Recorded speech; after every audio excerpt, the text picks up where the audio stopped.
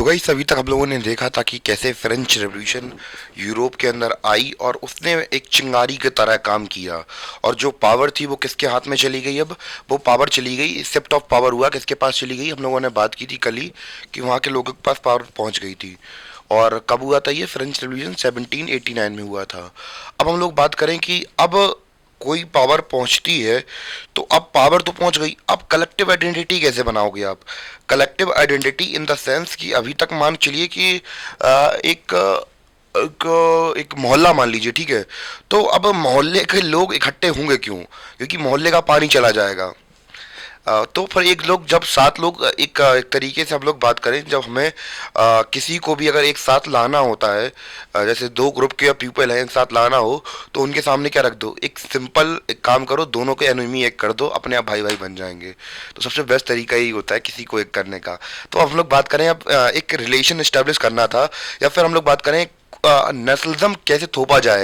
यानी कि हम जिस इंजेक्शन की कल बात कर रहे थे कि जैसे हम लोग बात करें किसी के देश के अंदर किसी भी कम्युनिटी के अंदर देश के अंदर इंजेक्शन घुसाना हो किसका? नेशनलिज्म का।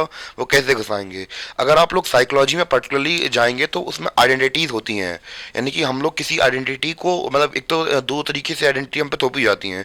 एक तो हम लोग पता जब आप लोग साइकोलॉजी क्लास 11 से पढ़ना स्टार्ट करेंगे तो आपको पता चल जाएगा कि पीयर ग्रुप्स और हमारे सराउंडिंग्स हमारे ऊपर आइडेंटिटी देते हैं। और धीमे धीमे जब हम लोग सोसाइटी में इन्वॉल्व होते हैं तो फिर हमारे पास आइडेंटिटी थोपी जाती हैं। कैसे करके हम लोग आइडेंटिटी थोपते हैं? तो हमारे क्या बन जाती है? पर्टिकुलरली ड्यूटीज बनती हैं हमारी, जैसे कि माँ की ड्यूटी, पिता की ड्यूटी, भाई की ड्यूटी, दोस्त की ड्यूटी।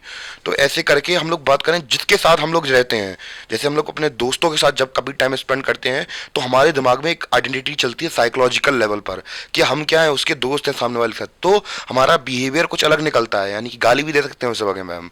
पर हम लोग बात करें जब हम लोग घर वालों के सामने होते हैं तो गाली दे सकते हैं आप? नहीं दे सकते। तो एक पर्टिकुलरली आइडेंटिटी जनरेट होती है किसी भी चीज के साथ या किसी भी किसी की सराउंडिंग के साथ। हम लोग बात करें हमारे दिमाग में आइडेंटिटीज वर्क कर रही होती हैं परमानेंट हमारी कॉन्शियसनेस के अंदर, ठीक है? तो अब भैया आप देश के अंदर किसी पर्टिकुलरली कम्युनिटी या फिर किसी इंडिविजुअल या फिर हम लोग बात करें ग्रुप के अंदर कैसे नेशनलिज्म की जो आइडेंटिटी है उसको जनरेट किया जाएगा। अब उसके बारे में बात करेंगे कि कैसे कैसे फ्रेंच रेवोल्यूशन के बाद लोगों के अंदर नेशनलिज्म की आइडेंटिटी डाली गई कि भैया हम लोग क्या है, एक ही लैंड को बिलोंग करते हैं, एक ही नेशन का पार्ट है। जैसे कि हम लोग बात करें कि अगर हम लोग एक पर्टिकुलरली कंट्री के लेवल पर देखें, जैसे कि हमें पता है कि पूरे जो इंटरनेशनल लॉस हमें पता है जुड़े हुए हैं सबके सब कंट्रीज यूएन के थ्रू। पर हम लोग बात करें क्या सभी लोग एक दूसरे की हेल्प करते हैं? नहीं करते हैं। जब वो तो केवल अपना फायदा देखते हैं। क्यों देखते हैं पता है?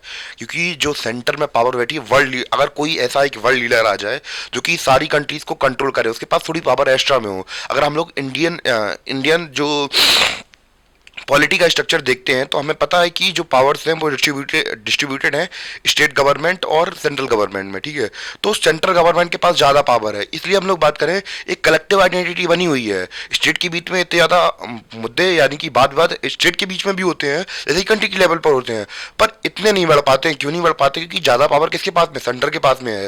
वैसे ही हम लोग बात करें कि अभी अगर वर्ल्ड लीडर्स की बात की जाए तो जो कंट्रीज हैं वो अभी बिखरी हुई हैं, सबके पास इक्वल पावर्स नहीं है। एक्चुअली हमें पता है कि जिनके पास रिसोर्सेज ज़्यादा है वो पावर को एंजॉय कर रहे हैं, पर सेंटर की अगर एक अथॉरिटी अगर बीच में बैठ जाए, पावरफुल हो, जो ऑल पावरफुल हो, जो सबको कंट्रोल कर सके, तो फिर हम लोग बात करें कि जो वॉर जैसी सिचुएशंस है ये सारी सिचुएशन अपने आप खत्म हो जाएंगी। क्राइसिस राइसिस कुछ नहीं बचेगा, सब कुछ। क्योंकि हम लोग अगर जब एक पूरा भाईचारा बना लेंगे तो कहीं प्रॉब्लम नहीं होने वाली है। तो वैसे ही हम लोग बात करें यहाँ पे भी क्या कर रहे थे ये लोग? कलेक्टिव आइडेंटिटी डेवलप करवा रहे देश के अंदर। अगर हम लोग यही वर्ल्ड लेवल पे अंदर करवा दें, दुनिया की सारी प्रॉब्लम खत्म हो जाएंगी कुछ दिनों के अंदर, ठीक है? तो अब अब हम लोग उसको छोड़ देते हैं, इस पे आते हैं कि कैसे कैसे हम लोग बात करें मेथड्स अपनाई जाएंगे कि सेंस ऑफ कलेक्टिव आइडेंटिटी बनाई जाए। अगर यही वर्ल्ड लेवल पे हो जाए भैया, आज के आज यूटोपिया बन जाएगा। आज के आज हम लोग बात करें रामराज खड़ा हो जाएगा यहाँ पे पूरी दुनिया में, कोई दिक्कत नहीं होने वाली है अगर कुछ ऐसे ही मेथड्स का इस्तेमाल करने लगे हम लोग। तो हम लोग बात करें कौन कौन से इंजेक्शन डाले गए थे। सबसे पहले द आइडिया ऑफ ला पार्टरी, यानी कि फादरलैंड, जैसे कि हम लोग भारत देश को एक माता की तरह देखते हैं, एक आइडेंटिटी बनाई गई थी कि हाँ भारत जो कंट्री है ऐसा माता है हमारे लिए, तो वैसे ही हम लोग बात करें कि फादरलैंड का कॉन्सेप्ट डेवलप किया गया लोगों के बीच में। और किसका?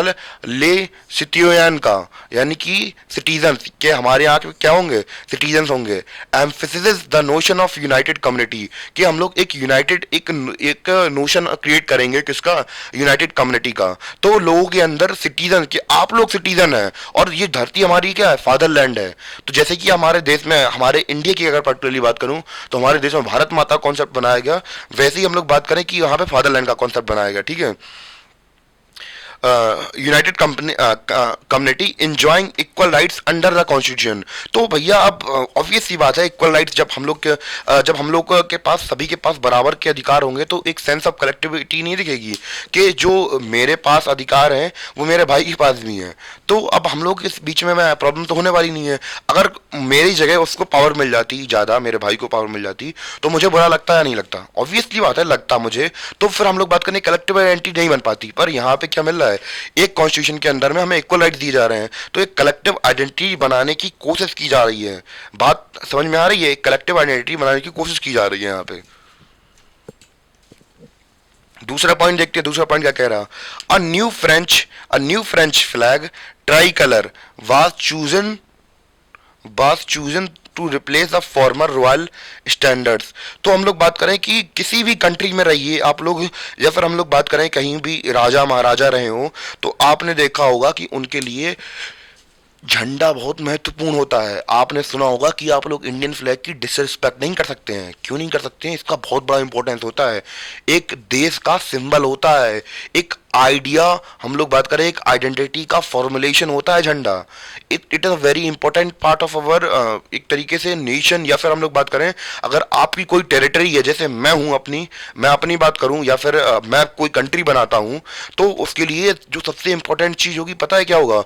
लोग कुछ भी कहें पर उसका जो फ्लैग होता है बहुत बड़ी आइडेंटिटी होता है किसी कंट्री के लिए, कि एक तरीके से मुझे रिप्रेजेंट करती है वो फ्लैग। तो जैसे कि आप लोग किसी भी एम्पायर को देखें, या आप लोगों ने राजा महाराजा की या गेम्स ऑफ थ्रोन देखी हो, तो आपको पता होगा कि हर एक राज्य का अपना खुद का एक फ्लैग होता है। तो फ्लैग एक आइडेंटिटी देता है किसी भी एम्पायर को, किसी कंट्री को, या किसी देश को। तो अब भैया यहाँ पे क्या कराया गया? नया फ्लैग बनाया गया, यानी कि अभी तक जो फ्रीडम का जो सिंबल होता है वो हमारे माइंड ही चलता है। तो एक झंडा हमें एक साकार आकृति देता है क्या? वास्तविकता की। यानी कि ये क्या है, अगर हमने कोई कंट्री बनाई है, मैंने कोई कंट्री बनाई है, तो मैं उसका क्या फ्लैग बनाऊंगा? यानी कि अब मैं मानसिक लेवल पर छोड़कर, फिजिकल वर्ल्ड में मेंटली छोड़कर, अब फिजिकली आपको दिखा रहा हूं कि ये मेरी आइडियोलॉजी है, मेरी कंट्री की ये फिलॉसफी होने वाली, जो मेरी विचारधारा थी अब मेरे फ्लैग के साथ एसोसिएट हो गई है। क्लियर करना बात, बहुत इंपॉर्टेंट आइडेंटिटी होती है फ्लैग किसी कंट्री का, एक तरीके से फिजिकल रिप्रेजेंटेशन होती है मेरी आइडियोलॉजी का। बहुत बड़ा कॉन्सेप्ट है ये, मेरी आइडियोलॉजी का विजुअल या फिर फिजिकल अपीयरेंस क्या है? मेरा फ्लैग है। मेरी जो आइडियोलॉजीज हैं वो मेरे फ्लैग के साथ एसोसिएटेड हैं। जैसे कि हम लोग बात करें नाजी फ्लैग, तो उनकी जो विचारधारा थी उनके फ्लैग के साथ एसोसिएटेड होती थी। ठीक है, कि उनकी, जैसे हम लोग बात करें कॉन्स्टिट्यूशन का, अगर आप लोगों ने पढ़ा हो तो कॉन्स्टिट्यूशन से पहले उसका प्रियम्बल होता है, तो कॉन्स्टिट्यूशन की समरी देता है क्या? प्रियम्बल। तो वैसे ये कंट्री की फिलोसफी को रिप्रेजेंट कौन करने का काम करता है? It's a flag. Clear? The state general was elected by the body of active citizen and renamed national assembly. तो अब यहाँ पे हम लोग बात करें स्टेट जनरल का हम लोग बात करें इलेक्ट किया जाएगा। और ध्यान देने वाली बात यह है कि स्टेट जनरल को इलेक्ट तो कर लिया हमने, पर हम लोग बात करें किसके द्वारा सिलेक्ट किया गया है? एक्टिव सिटीजन के थ्रू किया गया है, एक्टिव सिटीजन। तो अब इसका मतलब क्या है कि भैया अब जब लोगों ने खुद ही चुना है अपने राजा को, तो फिर किसे ही क्या प्रॉब्लम होने वाली है? अब लोगों ने खुद अपने राजा को चुना है, तो अब उसके लिए अपोजिशन कैसे होगी? अब सभी लोग कहेंगे भैया, कोई पहले के लोग तो यही कह रहे थे कि मोनार्शिप में ही होता है कि राजा का बेटा राजा बनता है, पर यहाँ तो आप लोगों ने चुना है, तो फिर इसके खिलाफ विरोध कैसे करेंगे? चुना तो आप ही ने है, वोट तो आप ही ने दिए हैं ना। तो ये क्लियर हुआ? अगला पॉइंट देखते हैं। न्यू हाइम्स वर कंपोज्ड, नए गाने गाए गए। अब भैया हाइम्स होती हैं, जैसे हम लोग बात करें कि हमारा देश बना था तो जनगण मन अधिनायक, तो ये सब हमें पता है। और बहुत सारे गाने बनाए जाते हैं देशभक्ति नेशनलिज्म को जगाने के लिए। तो वैसे नहीं, पर 26 जनवरी को गूज बम्स निकल आते हैं, गजब खड़े हो जाते हैं, मतलब आपके कहते सुनते हैं ए वतन वतन वतन मेरे आबाद रहे तू। तो सुन के कुछ अच्छा फील होता है। जैसे कि आई थिंक मुझे ध्यान है कि बचपन में मैं जब गाने सुनो ना तो एक अच्छी एक तरीके से कुछ अलग फीलिंग आ जाती है शरीर के अंदर। जब आप लोग कोई देशभक्ति की बात करते हैं, फिर हम लोग बात करें जब एक कुछ गाने गुनगुनाते हैं, ऐ वतन वतन वतन मेरे आबाद रहे तू, तो अब एक सेल्फ इमोशन जुड़ जाता है अपनी कंट्री के साथ। तो बहुत एक इफेक्टिव तरीका होता है किसी भी कंट्री को गाने से सेलिब्रेट करवा दो भैया। लिटरली बहुत मजा आता है जब आप गाने वगैरह सुनो देशभक्ति के। तो एक अटैचमेंट जुड़ जाती है किसके साथ, कंट्री के साथ। क्लियर। या फिर हम लोग बात करें जैसे हम लोग बात करें कि ऐ मेरे वतन के लोगों जरा आंख में भर लो पानी, जो शहीद हुए हैं उनकी जरा याद करो कुर्बानी। तो इस लेवल पर आपके साथ इमोशनल इंजेक्शन डाले जाते हैं आपके साथ। तो अब बड़ा ही पूरा फील हो रहा गाना सुनने के बाद। इतनी अच्छी आवाज़ नहीं थी मेरी, तो बस एक तरीके से आपको पता चल गया होगा कैसे गाने से नेशनलिज्म डाला जा रहा है। तो ये तरीका है नेशनलिज्म डालने का, ध्यान रखिए। ठीक है। और क्या हो रहा है, अ सेंट्रलाइज्ड एडमिनिस्ट्रेटिव, तो भैया सिंपल सी बात है, system was put in a place and its formulated uniform laws for all citizen within a territory. तो सबसे इंपॉर्टेंट बात यही है कि भैया हम लोग इंडिया के पार्ट हैं, हमारे लिए कौन कानून बनाता है, पार्लियामेंट कानून बनाती है। It's a simple form of nationalism. या फिर हम लोग बात करें एक तरीके से ये ही नेशनलिज्म को दिखाता है। ठीक है, कि कैसे कैसे हमारे लिए जो कानून वगैरह है या एडमिनिस्ट्रेटिव सिस्टम, जैसे हम लोग बात करें एक सिंपल सी बात है भैया। ठीक है, मैं बताता हूँ आपको। जैसे हम लोग बात करें कोई कोई साम्राज्य है, ठीक है, मौर्यन एम्पायर ले लेते हैं, चंद्रगुप्त मौर्य की बात कर लेते हैं, अशोक की बात कर लेते हैं। तो अशोक का एम्पायर कहाँ तक कहलाया जाएगा, आप खुद बताइए। तो जहां तक उसकी टेरिटरी है, जहां तक उसके नियम कायदे कानून फॉलो होते हैं, उसकी टेरिटरी है। ऑब्वियस सी बात है, पूरा एम्पायर है तो आप किसका एम्पायर, एक ही एम्पायर कहा जाएगा, ऐसा तो नहीं है कि अलग अलग एम्पायर कह देंगे। जब एडमिनिस्ट्रेटिव सिस्टम एक हुआ, सभी के लिए लॉस एक होंगे, तो पूरी टेरिटरी एक हो जाएगी नहीं हो जाएगी।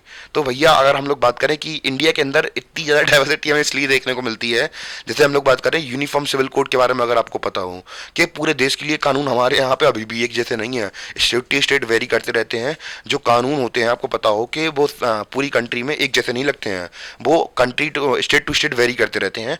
तो यूनिफॉर्म सिविल कोड क्या है कि मानी कि किसी स्टेट के अंदर सभी के लिए कानून एक जैसे हो, धर्म को लेकर कोई भेदभाव ना किया जाए। ठीक है, तो ये सारी चीज़ें होती हैं।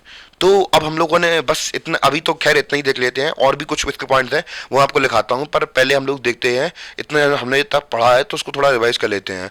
तो फ्रेंच रेवोल्यूशन हम लोग बात करें कब की गई थी, 1789 में की गई थी, शिफ्ट ऑफ पावर हुआ था। और इसमें हम लोग बात करें जब शिफ्ट ऑफ पावर हुआ, लोगों के पास में आया कि एक नेशनल असेंबली वगैरह जैसी चीज़ हमें कुछ देखने को मिल रही थी।